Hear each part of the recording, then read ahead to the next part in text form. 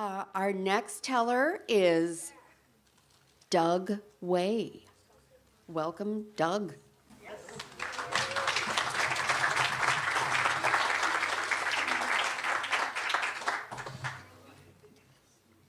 I first heard the story about the Screaming Bridge when I was probably 9 or 10. We were at a Cub Scout, outing, and we were all sitting around talking and hem-hawing and whatnot. And one of the boys started telling a story about there was a bridge, and some boys, the bridge got washed out, and some boys moved a barricade, and some teenage girls came along and drove off of the bridge and were killed. And that if you went out there on a hot summer night and sat on the bridge, you could hear them scream. That's pretty scary. And as I grew up, I heard the story over and over again. And it was always the same. Boys removed the barricade, and they drove off the bridge. And the story was also consistent. It happened sometime in the late 50s and real early 60s. And it was always down in the bottoms. Now, the bottoms was this area, and it was between my town and a couple of counties over here and another town in the north. And there was nothing. It was woods. And it was where outlaw biker gangs would take over abandoned buildings, so we could see them. We had to cut through the bottoms and stuff, and they'd take over the building. Bodies from Dallas and Fort Worth would appear out there. They'd find them on those little bitty windy roads and stuff. And the river itself that ran through it was a Trinity River, and it was a mud hole. It was just a slow-moving mud river that ran through these deep embankments, and it was full of snakes. Alligator gar, only y'all don't know what that is, but it's big alligator gar and alligators, and occasional outbreaks of encephalitis. I mean, it was truly no man's land down there in the bottoms. The only reason to go there is if you were trying to take a shortcut. And nobody had any real jurisdiction out there. I mean, I don't think certainly the police force where I lived didn't want to go out there. And I'm not sure who. I think the Tarrant County Sheriff was the one who was supposed to go if anybody ever went. So as I got older and we hit driving age, my friend Drew and I decided we're going to go find the Screaming Bridge. And we started asking people, and nobody seemed to know. Now, my family had been in this area since the 50s, so I asked my oldest brother, Robert, about the story of the Screaming Bridge, and he paused and he said, "It's not a story. It really happened. And you shouldn't go down there." I kind of explained to him that we were going to go looking for it. And I suppose the idea of two teenage boys driving around down there in the bottoms scared him more than us going to the bridge. So he told me exactly how to get to the bridge. So Drew and I got his car cleaned up, gassed up, and we went and picked up a couple of girls we went to school with, and we got some soda pop and cigarettes. We were bad teenagers. And we started going down there to the bottoms, down these little bitty dirt roads. They weren't dirt roads, but they were wiggly roads that went way back up in there, and it was a dark, hot Texas night. And of course, we had no air conditioning, so the windows all rolled down. We were going through that, and sure enough, we found the bridge. And the bridge was like an old beat-up wooden bridge. It was probably you couldn't fit more than a car and a half across it, and we could smell the stink of the river.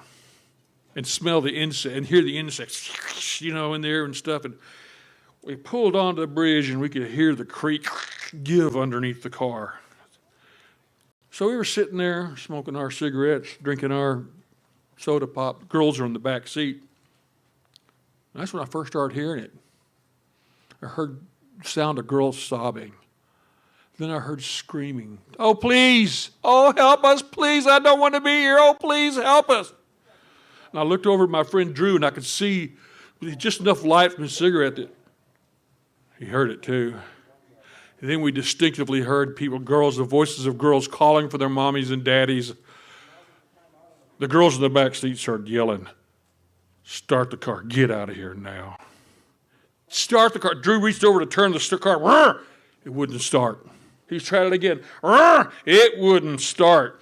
All four doors flew open, and we hauled out of that car, and we hauled off the bridge and stood out there in the darkness where we couldn't hear the voices. We stood out there. It felt like an hour. It was probably only a few minutes.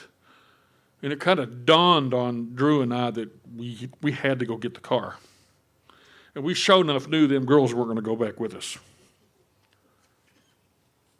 We went back to the car.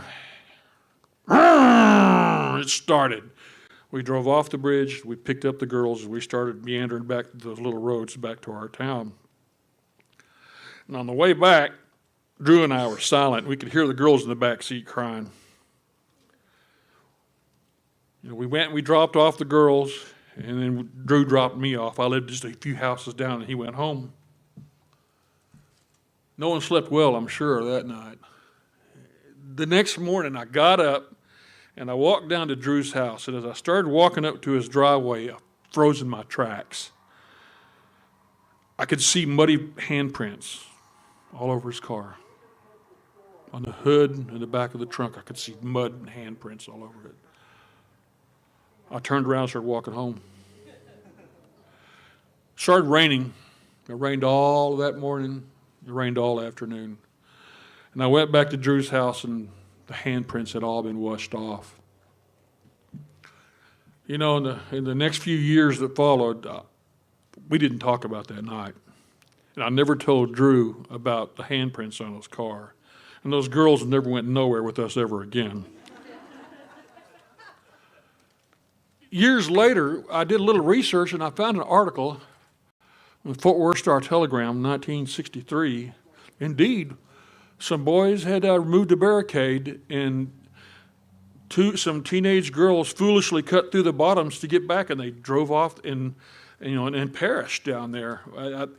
One of them, when they found them, when they finally got the Tarrant County Sheriff to go down there, one of the girls was in the car, and one of the girls was on the side of the bank, found trying to climb out. And one of the girls, they found her body about a mile up the river, half eaten by probably alligator gar. And they never released the names of the boys that moved the barricade. Well, now the decades have moved on. The river's been rechanneled. Civilization has moved out there. There's no more alligators. The river's cleaned up. It's not the incestuous swamp that it once was. But they still tell the story about the Screaming Bridge all over Tarrant County. But I don't think anybody knows where the bridge really was. But I do. And I'm not telling.